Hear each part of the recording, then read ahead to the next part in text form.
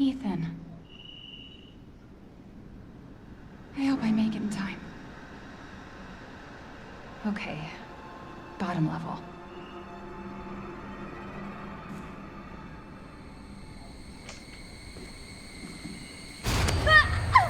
Liar! Stop it, Evelyn! With Resident Evil 8 being on the minds of gamers all over the world right now, and rightfully so, it's all the more important to remember what led this classic world-renowned survival horror series to where it is today. To be fair, you could trace the original ideas for the game all the way back to the early days of video games themselves, but more directly, it's Resident Evil 7 that the upcoming newest chapter of the series owes the most to, as well as many other modern survival horror games. Before we go ahead, please consider subscribing to our channel. We upload new videos every single day, and your support really helps us out. With that out of the way, let's start. Resident Evil Biohazard, or as it's called in Japan, Biohazard 7 Resident Evil, is a masterclass experience in survival horror that gracefully blends some ideas of other modern horror games in with the conceptual pillars of the genre that were forged many years ago, and mixed in a few of its own as well.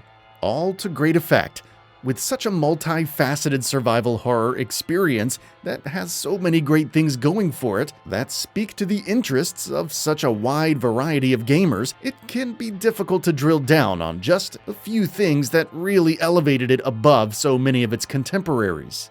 But a game of this caliber definitely deserves to be acknowledged for what it is and remembered, so let's give it a shot.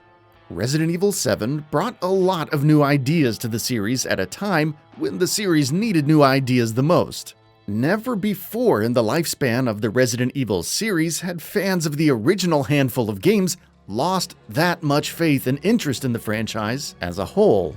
With the first 3 games and Code Veronica being fairly strict with its survival horror format, and the move towards action getting kicked into high gear with Resident Evil 4, it was just a matter of time before those original fans who helped support the series for so long would start to drop off, and drop off they did. I know because I was one of them. While Resident Evil 4 was a great action game, it was rarely scary. Despite how revolutionary it was for action games in a technical sense, there was a new trajectory for the series started by it that would advance further with 5 and even further with 6.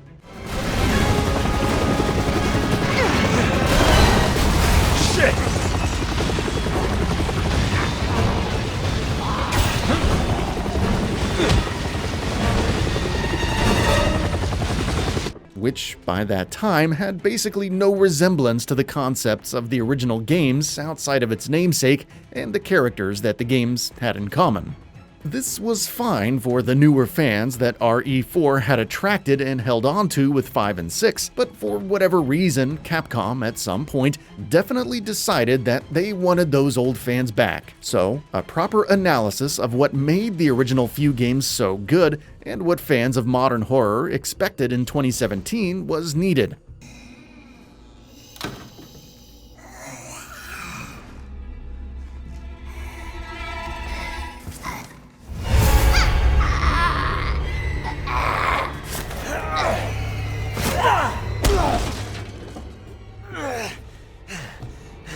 And however that analysis was conducted, it's clear that Capcom decided to mix things up in a very sudden, deliberate way, unlike the slow creep of over-the-top action gameplay that started with the Outbreak games and Resident Evil 4 that slowly led the series to where it ended up with 6. 7 needed to be drastically different and really lean into its ideas. Limited inventory slots, a tense atmosphere, a spooky, mysterious setting, and iconic villains. With the success of games like Amnesia, surely Capcom must have seen what was hot at the time in horror, so they borrowed that basic framework and mixed in those classic concepts from the roots of the series. The setting in particular was something that also had an elegant balance of new and old.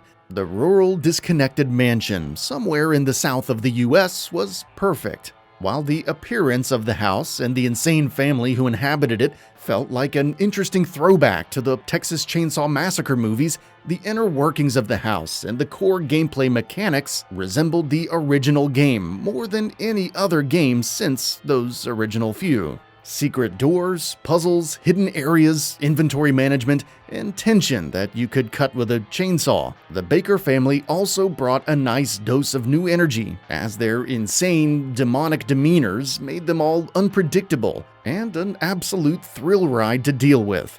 Throughout the game, the protagonist, Ethan Winters, would interact with all of them in various ways. They all had their things that made them stand out, yet they were all very clearly in the same family. Jack, the patriarch of the household, was of course the standout character as well as the reoccurring antagonist of the story. And he was a sight to behold as his bloodlust drove him into more of a post-human monster as the story moved on and his state of being continued to deteriorate. Speaking of the story, Resident Evil 7's story is one of its standout features.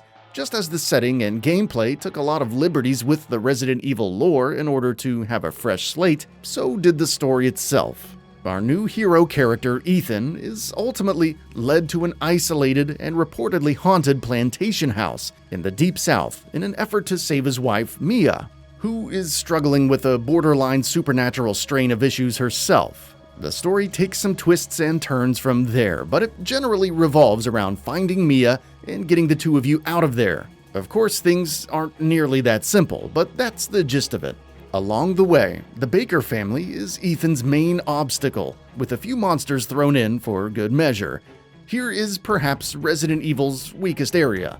While the mold monsters, most often found in the lower levels of the house, do provide some good scares and are well designed, that's about all there is in the game outside of the Baker family, who are more or less like boss encounters than typical video game enemies. It's almost as if so much effort was put into the Baker family and perfecting all of their personality quirks and fine-tuning your encounters with them that there wasn't much time left to design more monsters. It doesn't get in the way of enjoying the game, and you could argue it's made up for with the Bakers being as awesome as they are, but it's worth mentioning as no game is perfect.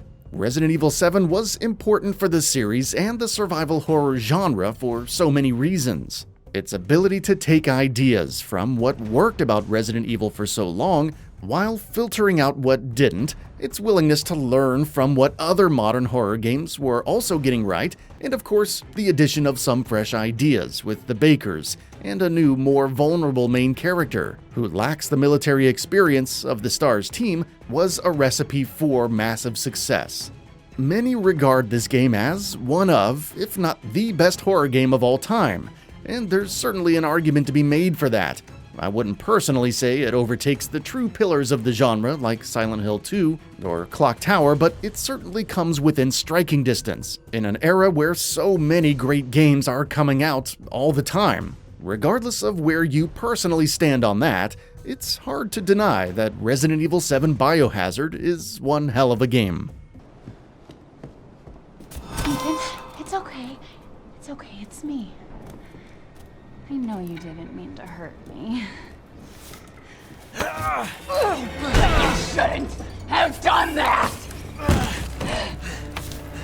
And that brings us to the end of the video. A quick request, we upload new videos every single day, and if you like what we're doing, please consider subscribing. It really helps us out. Also, don't forget to enable all notifications by clicking the bell icon so that you can receive daily video updates.